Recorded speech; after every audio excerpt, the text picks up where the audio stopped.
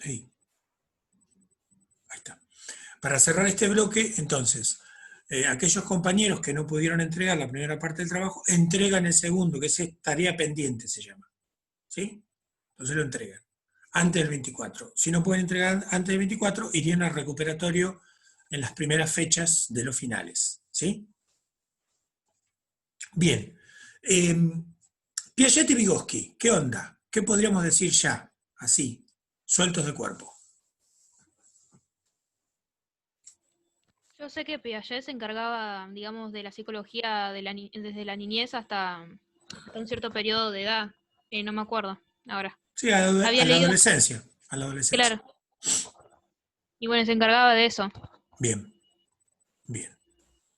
Bueno, Puede ser básicamente, que Piaget esté muy relacionado con la educación, además. absolutamente, Ok. absolutamente, absolutamente. Piaget es alguien que está preocupado por la importancia del conocimiento. Por eso su escuela se llama epistemología. Conocimiento, epistemología, van de la mano. ¿Sí? Y no cualquier epistemología, sino epistemología genética. Genética viene de genes, genes viene de origen. Si la epistemología nos coloca en el orden del conocimiento, la palabra genética nos va a decir que Piaget está interesado en averiguar cuál es el origen del conocimiento. ¿Sí? Para lo cual va a usar, más bien es un epistemólogo, es un científico, ¿sí? Lo de la psicología le viene de taquito, pero va a usar la psicología para demostrar precisamente que el origen del conocimiento tiene que ver con el concepto de inteligencia. ¿Sí? Porque va a decir que la inteligencia comienza al comienzo de la vida. Bastante escandaloso, por cierto. ¿Sí? La otra cosa que vamos a ver con Piaget es que el conocimiento es una construcción, el conocimiento se construye, no es innato. ¿Sí? Esto tiene tremendas implicancias para nosotros, ¿no? Vamos construyendo conocimiento, nosotros vamos construyendo, ¿no? Como ustedes vieron hoy, vamos trajinando juntos, ¿no? Y el mecanismo por el cual va a conocer el mundo que lo rodea, es decir, esa interacción entre el sujeto y el mundo que lo rodea, y para conocer ese mundo, vamos a hablar de dos procesos que se dan simultáneamente que se llaman asimilación y acomodación.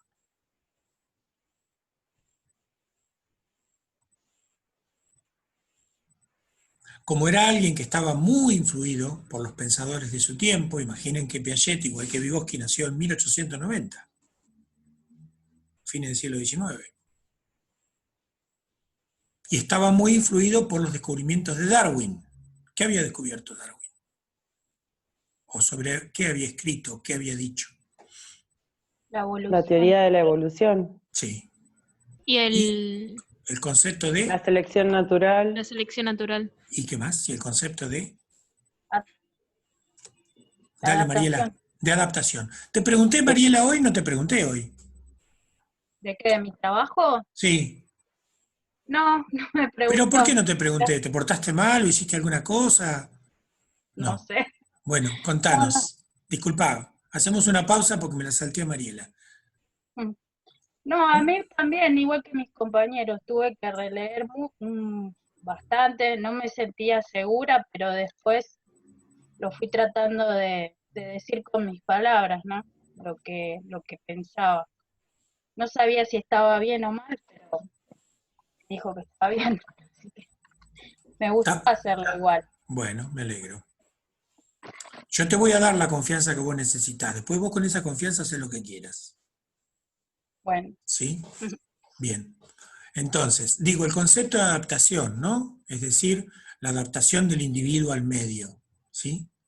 Y la mutua interdependencia del individuo con el medio que lo rodea, donde ambos dos nunca somos iguales. Ni el sujeto queda igual cuando se relaciona con el medio, ni el medio queda igual cuando es conocido por el sujeto. ¿Sí? Esto es central, ¿por qué? Porque a partir de acá, en este proceso de acción, que no es acción solamente, sino que es interacción, automáticamente el alumno, el estudiante, va a pasar a tener un rol muy activo en esta escuela. ¿Se entiende? Va a adquirir un protagonismo que antes no tenía. ¿Por qué? Bueno, fruto del desarrollo del pensamiento de esta escuela, porque si el conocimiento es una construcción, el estudiante tiene que ir construyéndolo.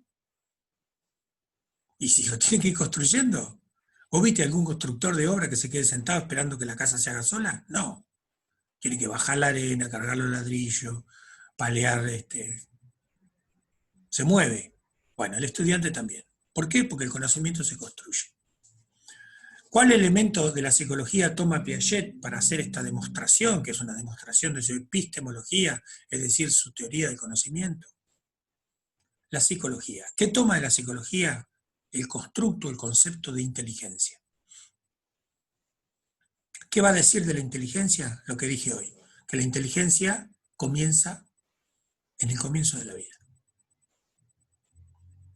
¿Y cómo lo hace? Lo comprueba a partir de establecer distintas etapas del desarrollo del sujeto, que son la etapa sensorio-motora, que va de 0 a 2 años, la etapa operatoria, en algún lugar la van a encontrar dividida en dos, preoperatoria y operatoria. Pero en realidad lo que quiere hacer es dejarnos bien claro que para operar, ¿sí? Para accionar, operar y accionar es lo mismo, se necesitan la visibilidad de las cosas, la materialidad de las cosas. ¿Qué quiere decir esto? Yo a un niño le enseño a sumar, ¿no? Con palitos, con los dedos, etcétera, etcétera, ¿no? Si tenés 5 caramelos, si te regalan 5 caramelos más, ¿cuántos caramelos tenés? Entonces el pibe empieza a contar. Lo que pasa es que nosotros no nacimos con 1200 dedos, nacimos con 10. Entonces, digamos, lo que lo vamos a hacer van a ser operaciones que tengan que ver con las posibilidades que tiene. Obviamente, si no sabe contar, no lo va a poder hacer. Entonces, ¿qué va a decir Piaget? Para que la inteligencia funcione, se tienen que crear, construir estructuras de conocimiento, estructuras cognitivas. Y lo que cada uno va a poder conocer es de acuerdo a las estructuras que tenga construidas.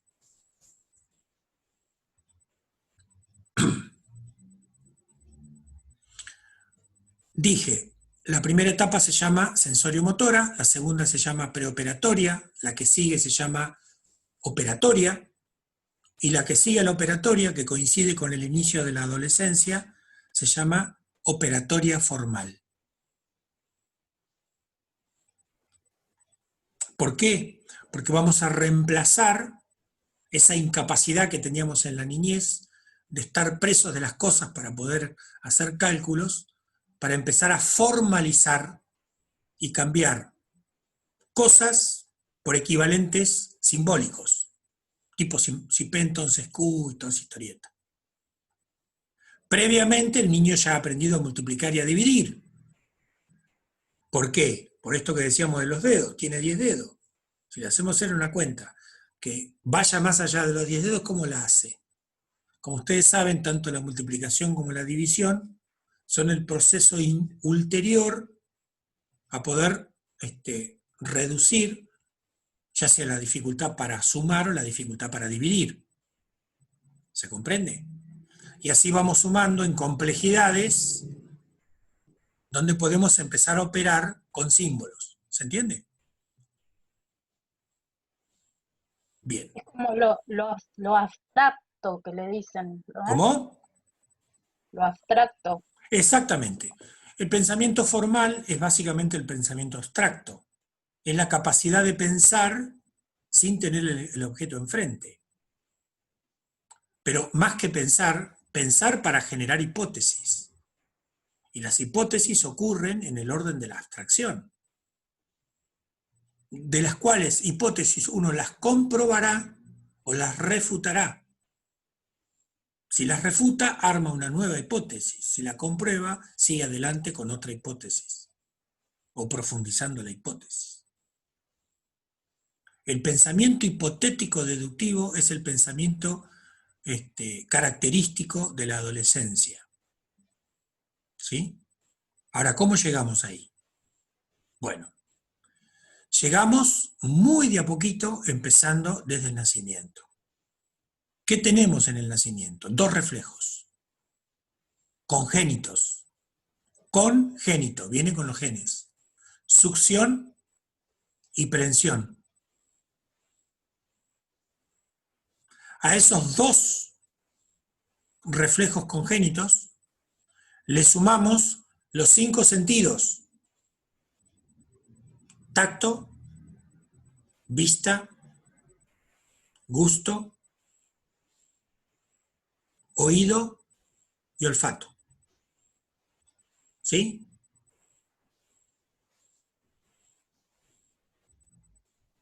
Juntos, miren mis manos, juntos hacen lo que se llaman los esquemas de acción.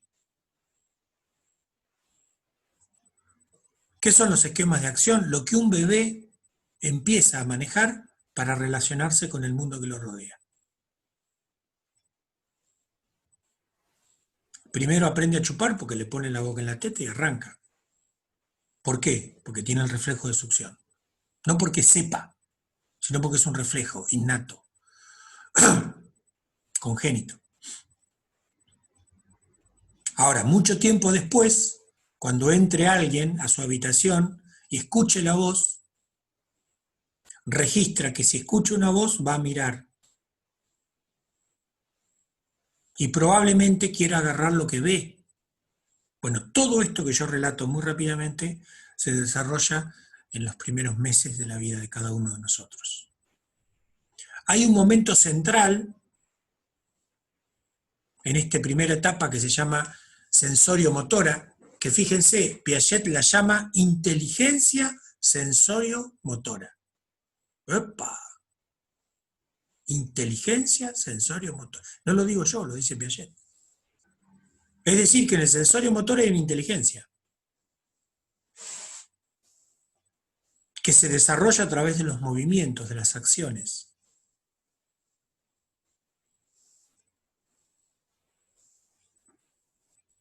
Por lo tanto, si la inteligencia es una acción, lo que estoy diciendo es que si yo soy alguien que va a poner de relieve este tipo de pedagogía o de didáctica piagetiana, lo que voy a hacer en el aula, o en el lugar donde me toque trabajar, es hacer acciones a los demás. Es decir, todo contenido que yo vaya a transmitir, según Piaget, tiene que ir de la mano de una acción. Porque en el principio era la acción, ¿se entiende? Chupar, tirar, agarrar, juntar. Yo esto que lo digo muy rápido, está todo muy pormenorizado, ¿no? Semana a semana, día a día, qué es lo que pasa, cuáles son los cambios. En el sensorio motor, promediando el sensorio motor, aparece un momento, probablemente en el quinto estadio del sensorio motor. El sensorio motor se divide en estadios, se subdivide, probablemente en el quinto, entrando al sexto, aparece una experiencia absolutamente alucinante, que es la experiencia del objeto permanente. ¿Qué quiere decir esto? Que por primera vez un sujeto va a buscar algo que no ve. Y si no lo ve y lo busca, quiere decir que el objeto ya está en una imagen que él ha guardado en su psiquis. Esta es la primera estructura cognoscitiva que se conoce, que se construye. Se llega a ella porque se ha construido previamente antes. Y a partir de ella se van construyendo otras. Por lo tanto, el aprendizaje va a estar directamente relacionado a qué tipo de estructuras construyó el sujeto. Con esto te estoy diciendo algo muy importante y muy terrible a la vez. Si alguien no tiene las condiciones para que se creen las estructuras, tampoco va a tener la posibilidad de conocer. ¿Se entiende? ¿Y eso, profe, no se puede revertir de alguna forma? Y es complicado. Ponele, Sí, se puede revertir se puede revertir, depende del tipo de falencia que tenga, pero si hay una mala alimentación, si hay maltrato, si hay, digo, es muy complejo. Lo que pasa es que este chabón lo pensaba desde Suiza, que es donde vivía, donde escribió, donde nació. No una sociedad ni mejor ni peor, pero digo, otro tipo de estructura. ¿Se entiende? Entonces, todo esto va ocurriendo en la medida que uno supone, ¿sí? Que uno supone que las condiciones iniciales han sido más o menos parecidas para todos. Y nosotros sabemos, lamentablemente, desde la existencia de la pobreza y la miseria, que esto no sucede.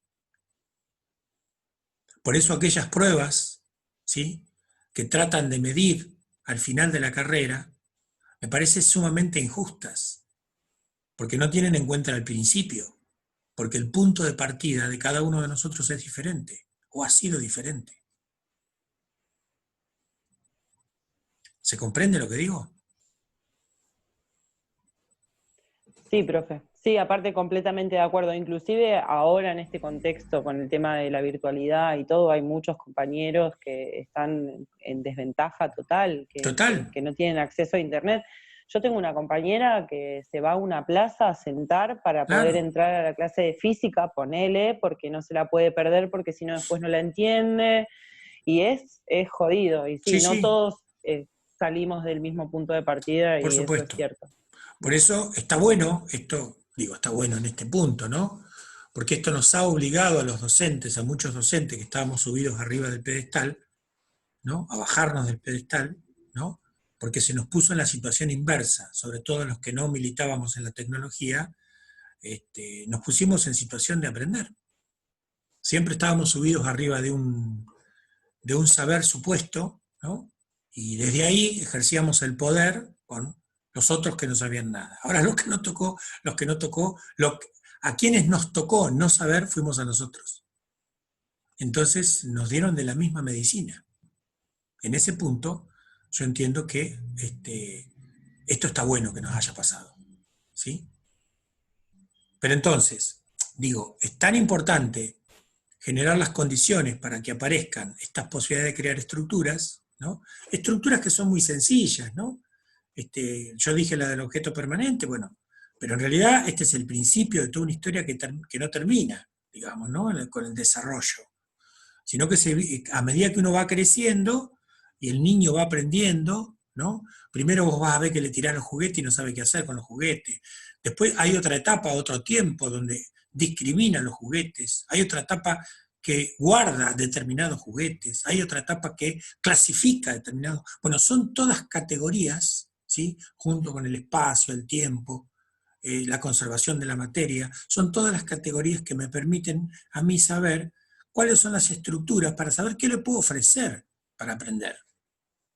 Porque yo no puedo ofrecer indiscriminadamente, diría Piaget. Yo tengo que saber qué estructuras tiene. Creo que en algún momento dije, Piaget no te pregunta qué edad tenés. Te hace hacer una tarea y ves si la podés resolver, y ahí más o menos te dice qué estructura estás. ¿Se entiende? Bien. ¿Hasta acá alguna pregunta?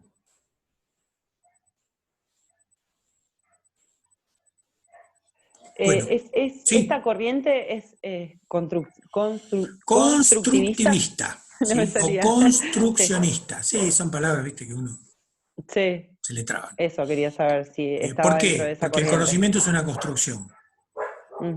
Okay. ¿Sí? Se construye. Entonces, bueno, esto tiene muchas implicancias en la parte pedagógica, ¿no? Una vez que aceptamos, y creo que más o menos estamos de acuerdo, que en nuestra vida psíquica se van armando estructuras de conocimiento, estructuras cognitivas, que me permiten saber qué es lo que puedo aprender y qué es lo que no, ¿sí? Todo esto sucede en un doble movimiento que llamamos asimilación y acomodación, que son como las dos caras de una misma moneda. ¿Cuándo asimilamos? Cuando el contenido a aprender lo puedo asimilar de acuerdo a las estructuras que yo tengo.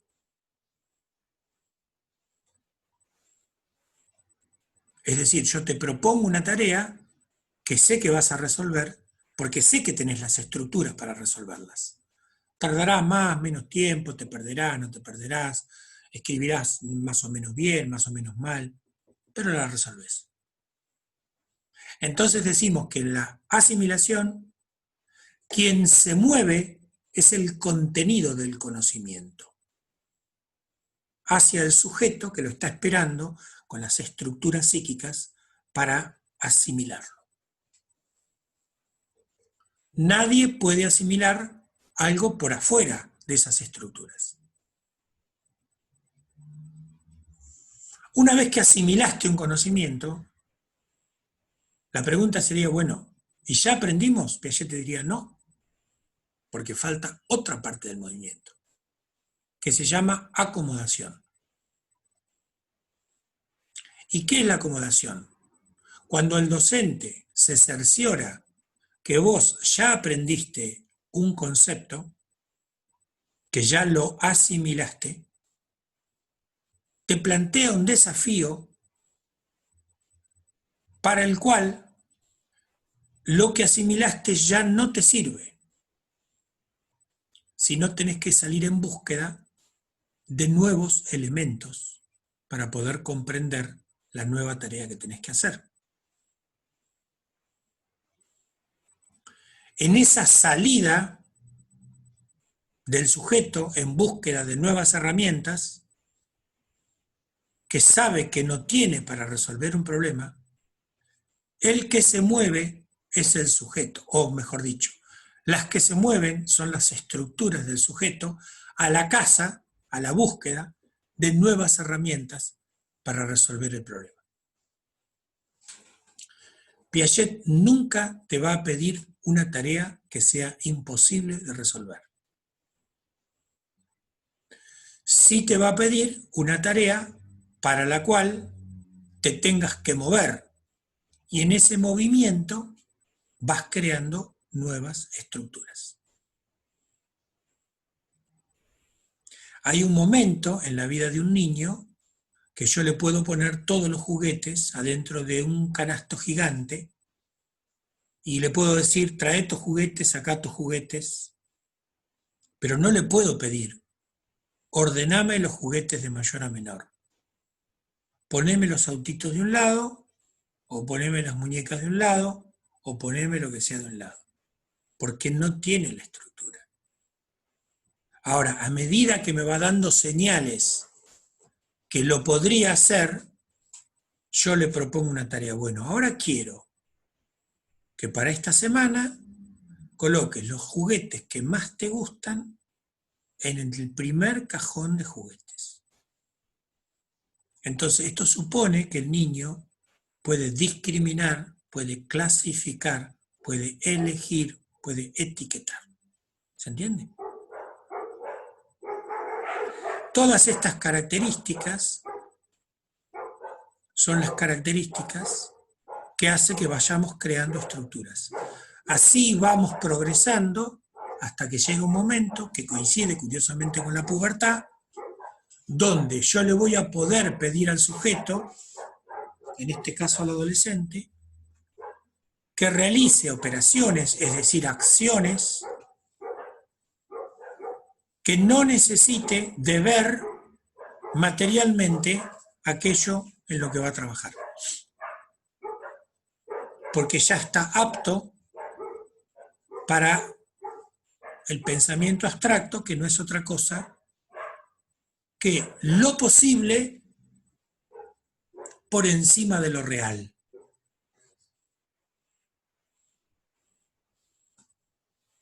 Entonces libera su imaginación se combina con un pensamiento hipotético, en esas hipótesis, maneja hipótesis que son eso, hipótesis a demostrar.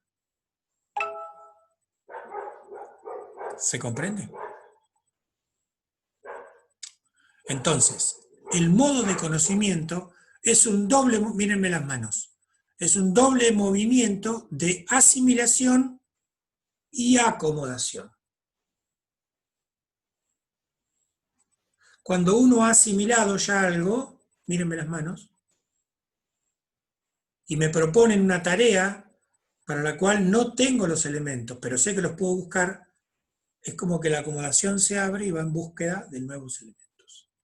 Ese conjunto, esos dos movimientos, se llaman adaptación o equilibración. ¿Quién es el que aprende para Piaget? El que está mejor equilibrado o el que está mejor adaptado.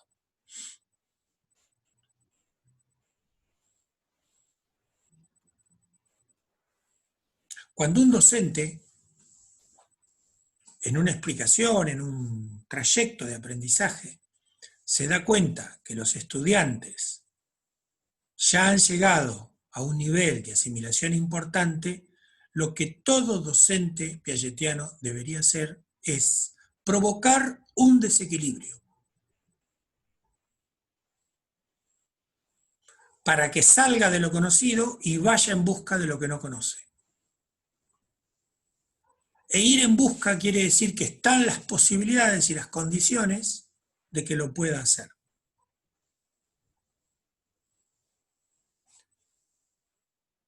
Cuando logre equilibrar ese desequilibrio, está en posesión de un aprendizaje. Por lo tanto, el docente provocará otro desequilibrio. Cuando te toque el final, vos ya sabés las preguntas que yo hago. Pero yo te voy a hacer otras preguntas distintas a las que ya te hice, para desequilibrarte, ya te lo voy avisando. Para obligarte a salir de la seguridad de lo que asimilaste y tirarte al agua en lo que tenés que descubrir. Cuando llegues a ese descubrimiento, tendrás una nueva estructura cognitiva. Y esas nuevas estructuras cognitivas te van a permitir percibir el mundo. ¿Se comprende? Sí, profe. Bien. La idea sería que se lleguen hasta el texto de Piaget y puedan releerlo a la luz de lo que vimos. Cuando hablamos de Vygotsky decimos que nació en el mismo año que Piaget, pero no nació en Europa. No nació en Ginebra, en Suiza.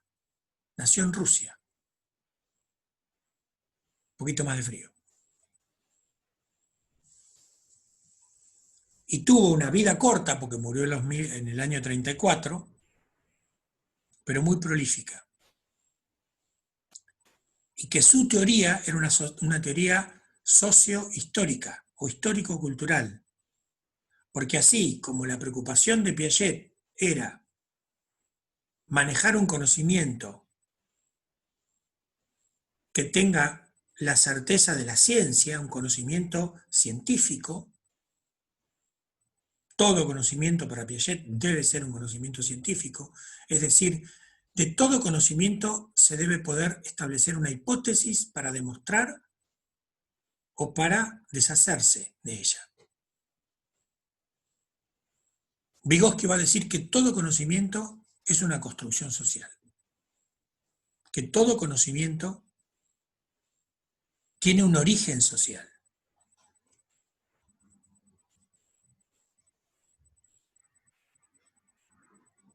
Y que muy tempranamente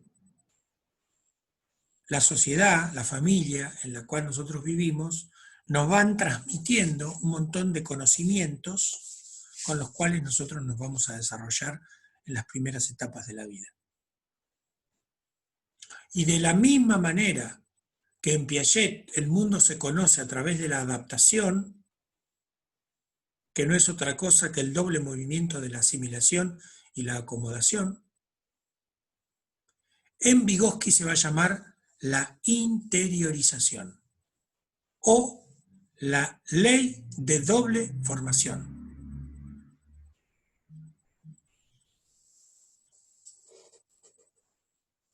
Porque si yo he dicho que el conocimiento tiene un origen social, lo que estoy diciendo es que frente a mí hay otro sujeto.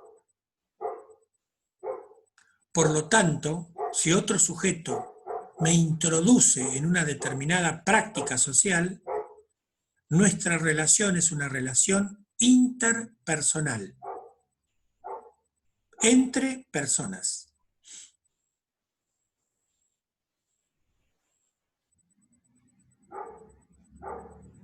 A medida que yo incorporo esa relación interpersonal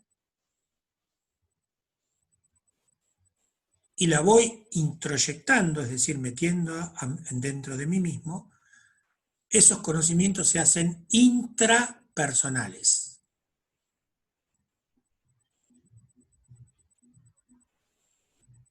Tranquilos. Por lo tanto, así como en Piaget el doble movimiento era asimilación y acomodación, en Vygotsky es interpersonal e intrapersonal.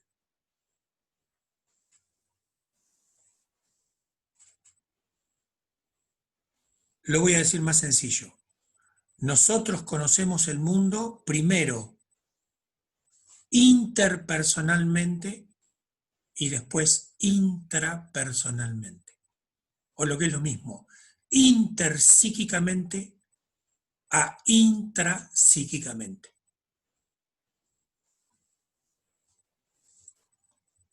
Tranquila, Marcela, te va a explotar la cabeza. No, es que está sonando la alarma, entonces ¡Ah! no sé si es la de mi auto o... Bueno, andá si querés. No, porque vi que pusiste una cara como diciendo, uy, me voy a enloquecer. Esta ley de doble formación permite también implicancias, consecuencias en la pedagogía. Porque si el conocimiento es social, el conocimiento tiene un origen social, el docente juega un rol fundamental en el aprendizaje y el acompañamiento del adulto. El docente es quien acompaña como un experto en este proceso interpersonal.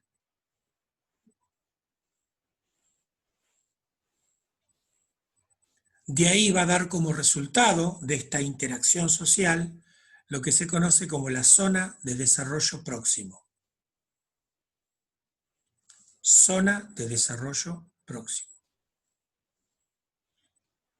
Que no es otra cosa que la distancia entre lo que yo sé hacer por mí mismo y lo que yo puedo hacer con ayuda de alguien más experto que yo.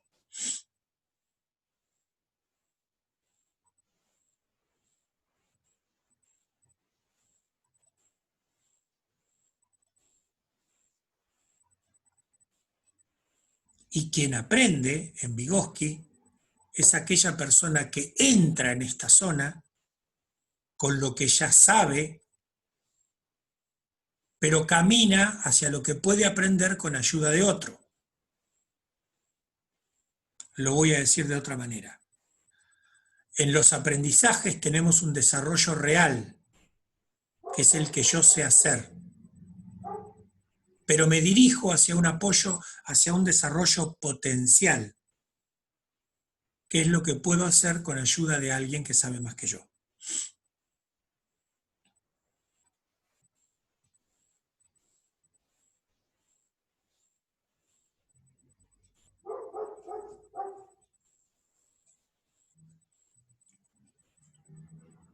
¿Es claro lo que acabo de decir?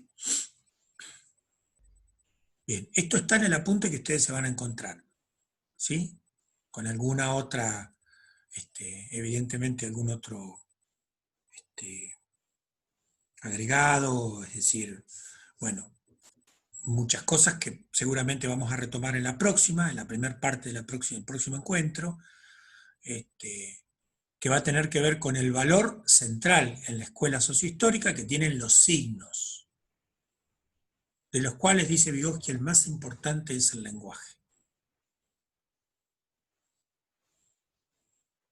El lenguaje o los signos son lo que está en el medio entre el mundo que yo voy a conocer y yo que estoy conociendo el mundo.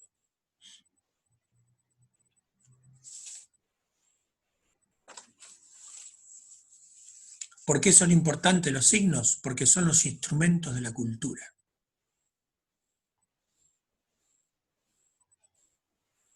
Pongo un ejemplo muy sencillo. Nací, me hicieron dormir en la primera semana porque no me dormía, y mientras me dormía, me cantaban. Na, na, na, na, na, na, na, na, na, na, na. Ese es un instrumento de la cultura. Antes de empezar a hablar, yo ya tengo ese sonido, esa música en mí. En un registro, obviamente, afectivo, pero está en mí. Están los tonos de mi abuela, están los tonos de mi padre, están los ruidos de mi casa, están los olores de mi casa. Es decir, están las mediaciones culturales.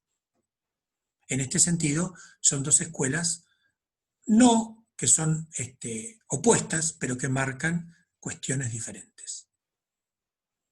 En una parte se destaca el desarrollo de la inteligencia, Piaget, y en la otra parte se destaca el desarrollo de los instrumentos culturales, es decir, lo que está en el medio de la cultura en la que nací.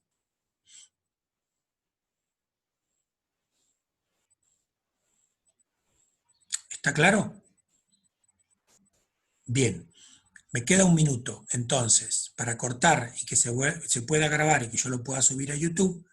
Para la próxima, bájense los dos textos, lean, vayan haciendo apuntes y cuando nos volvemos a encontrar, arrancamos para aclarar nuestras dudas. ¿De acuerdo? Cualquier duda que tengan, sí, me siguen escribiendo por el Classroom. Bien, Bueno. Besito. Hasta la próxima. Chao, Buena profe. semana. Chau, chau. Gracias, igualmente. Gracias a ustedes. Chao, profe. Chau, chau.